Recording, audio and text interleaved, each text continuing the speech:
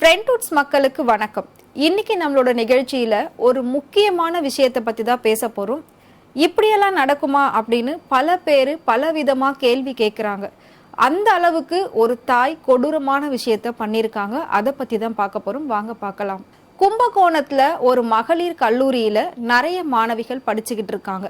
அதுல 2வது வருஷம் படிக்கக்கூடிய ஒரு வகுப்பறையில ஒரு மாணவி என்ன பண்றாங்க, கிளாஸ் டைம்ல திடீர்னு மயக்கம் போட்டு விழுந்திருக்காங்க. அவங்களுக்கு மயக்கம் மட்டும் இல்லாம அதிகப்படியான இரத்தப்போக்கு போயிருக்கு. உடனே அவங்க கூட இருந்த சக மாணவிகள் என்ன பண்ணியிருக்காங்க அப்படின்னா, அவங்கள தூக்கிட்டு போயிட்டு ஹாஸ்பிட்டல்ல அட்மிட் பண்ணியிருக்காங்க. அட்மிட் பண்ண அந்த மாணவி ரொம்பவே மயக்க நிலையில இருந்திருக்காங்க. அவங்கள பரிசோதிச்ச அந்த டாக்டர்ஸ்லாம் என்ன சொல்றாங்க அப்படின்னா, இவங்களுக்கு பிரசவம் ஆயிருக்கு, குழந்தை பிறந்திருக்கு, அதனாலதான் இவங்களுக்கு இவ்வளோ ரத்தப்போக்கு வந்திருக்கு, அதனாலதான் அவங்க இப்போ மயக்கத்துல இருக்காங்க அப்படிங்கிற ஒரு அதிர்ச்சி தகவலை சொல்லியிருக்காங்க. இதுல என்ன அதிர்ச்சி தகவல் அப்படின்னா, அவங்க ஒரு காலேஜ் ஸ்டூடெண்ட். அது மட்டும் இல்லாமல் இப்போதான் 2nd இயர் படிச்சுட்டு இருக்காங்க. இன்னும் கல்யாணம் ஆகலை. அந்த மாணவி பார்த்தீங்கன்னா தனியாக தான் தங்கி படிச்சுக்கிட்டு இருக்காங்க. அவங்களோட பெற்றோர்கள் வேற இடத்துல இருக்காங்க. அவங்க எப்பயாவது ஒரு டைம் தான் வந்து பார்த்துட்டு போகிறதுனால அந்த மாணவி என்ன பண்ணுறாங்க ஏது பண்ணுறாங்க அப்படின்றத அவங்க பெற்றோர்கள் சரியாக கவனிக்காமல் விட்டுருக்காங்க. அதுக்கு முக்கியமான காரணம் அந்த மாணவியோட அம்மாவுக்கு உடல்நிலை சரியில்லாமல் இருந்திருக்கு. அதனால அவங்களால அதிகமாக வரப்போக இல்லாமல் இருந்திருக்கு. அவங்க இந்த பொண்ணை சரியாக கவனிக்காம விட்டுருக்காங்க. சோ கூட இருந்தவங்களுமே பாத்தீங்கன்னா, இந்த பொண்ணு தினமும் நம்ம கூட தானே படிக்கிறா, நம்ம கூட தானே கிளாஸ் அட்டென்ட் பண்ணிட்டு இருக்கா, இன்னைக்கும் காலையில இருந்து எங்க கூடவே தான் இருக்கா, அப்படி இருக்கிறப்ப எப்படி அவளுக்கு பிரசவம் ஆயிருக்கும், எப்படி குழந்தை பிறந்திருக்கும், சரி டாக்டர்ஸ் எப்படி இப்படி சொல்றாங்க அப்படின்னு சொல்லி அந்த கூட இருந்த மாணவிகளுக்குள்ள டிஸ்கஸ் பண்ணி பேசுறாங்க. பேசிட்டு அவங்க போயிட்டு டாக்டர் கிட்ட சொல்லும்போது, காலையில இருந்து இவ எங்க கூட தான் உட்காந்து கிளாஸ் அட்டென்ட் பண்ணிட்டு இருக்கா, அப்படி இருக்கும்போது நீங்க சொல்றது பாசிபிளே இல்லை அப்படின்னு சொல்லியிருக்காங்க.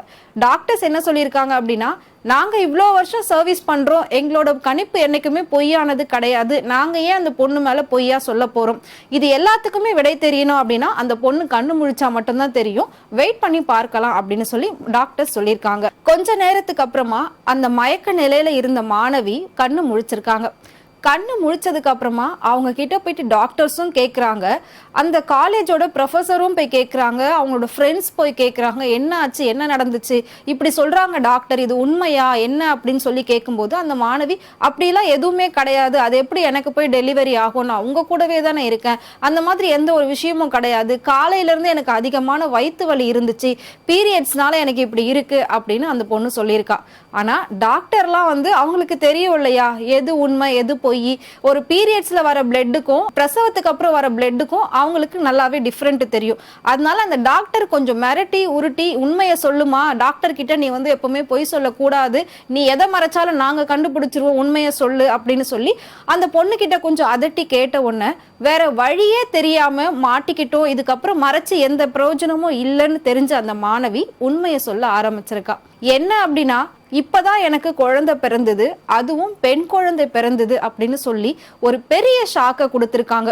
இது அந்த பொண்ணு கூட இருந்த எல்லாரையும் பெரிய ஆச்சரியத்துல ஆழ்த்திருக்கு. என்னன்னா, எங்க கூடவே இருந்த என்ன நீ பெண் குழந்தை பிறந்திருக்குன்னு சொல்லியிருக்க அப்படின்னு சொல்லி அவங்களோட ஃப்ரெண்ட்ஸ் ப்ரொஃபஸர் எல்லாருமே கேள்வி கேட்க ஆரம்பிச்சுட்டாங்க.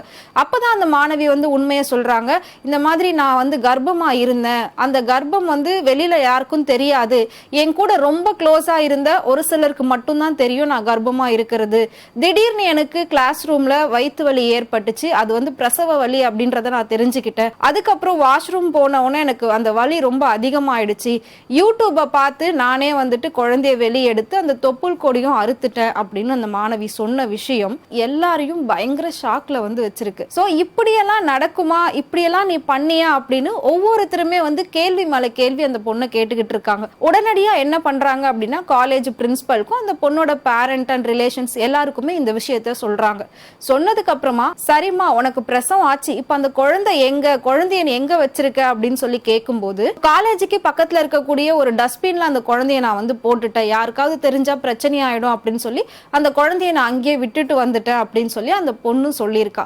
உடனே காலேஜுக்கு தகவல் கொடுத்து அந்த குழந்தை எங்கன்னு சொல்லி எல்லா இடத்துலயும் போயிட்டு எல்லாரும் தேடி பார்க்கும்போது அந்த குழந்தை ஒரு குப்பை தொட்டியில குப்பைகளால மூடப்பட்ட நிலையில இருக்கு. பை காட் கிரேஸா அந்த அந்த குழந்தையோட உயிருக்கு எந்தவித ஆபத்தும் இல்லாம இருந்திருக்கு. அந்த குழந்தை அங்க இருந்தா வெளியே தெரியும் அப்படின்னு சொல்லி தெரியக்கூடாது அப்படின்றதுக்காக குப்பைகளை அந்த குழந்தை மேல போட்டு மறைச்சு வச்சிருக்கா. அதுவும் ஒரு பையில கட்டி அந்த குழந்தை மேல குப்பைகளை போட்டு மறைச்சு வச்சிருக்கா. அதுக்கப்புறம் அதை கண்டுபிடிச்சி உடனே வந்து அந்த குழந்தைய ஹாஸ்பிட்டலுக்கு கொண்டு போயிட்டு ஃபுல்லா செக்அப் பண்ணும்போது அந்த குழந்தை நார்மலா நல்லா இருக்கு, எந்தவித பிரச்சனையும் இல்லை அப்படின்னு சொல்லியிருக்காங்க.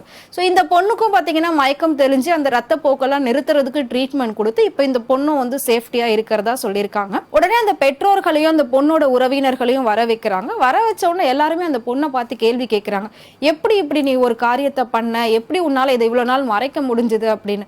எனக்கு வந்து என்ன பண்றதுன்னு தெரியல, இதை மறைக்கிறதுக்காக நான் ரொம்ப கஷ்டப்பட்டிருக்கேன். ஸோ லூஸா அதிகமா ட்ரெஸ் போட்டுட்டு வருவேன், அதை பார்த்து பல பேர் கூட கேட்டாங்க. பட் எதுவும் வெளியே தெரியாத அளவுக்கு நான் கொஞ்சம் சேஃப்டியா இருக்கிறதா நினைச்சுக்கிட்டு இருந்தேன். ஆனா இதுக்கு மேல என்னால மறைக்க முடியல அப்படின்னு சொல்லி அந்த பொண்ணு பதில் சொல்லியிருக்கா. ஸோ காலேஜ்ல இருந்து போலீஸ் ஸ்டேஷனுக்கு தகவல் கொடுத்ததுக்கு அப்புறமா போலீஸ் வந்து விசாரிக்கும் போது அதுக்கப்புறம் அந்த பொண்ணோட பேரண்ட்ஸ் ரிலேஷன்ஸ்ல என்ன சொல்லியிருக்காங்க அப்படின்னா, கண்டிப்பா எங்க பொண்ணையும் இந்த குழந்தையும் நாங்க நல்லபடியா பார்த்துப்போம், நீங்க எங்களை நம்பி அனுப்புங்க அப்படின்னு சொல்லி அவங்க போலீஸ்ல சொல்லியிருக்காங்க. அதனால போலீஸ் பாத்தீங்கன்னா எந்த ஒரு கேஸும் அவங்க மேல ஃபைல் பண்ணாம சமாதானப்படுத்தி எல்லா விஷயத்தையும் பேசி முடிவு பண்ணி வீட்டுக்கு அனுப்பி வச்சுட்டாங்க. இப்போ அந்த குழந்தையும் தாயும் ரொம்பவே நல்லா இருக்காங்க. அதனால வந்து பெரிய அளவுல இது பிரச்சனையா ஆக்கப்படல.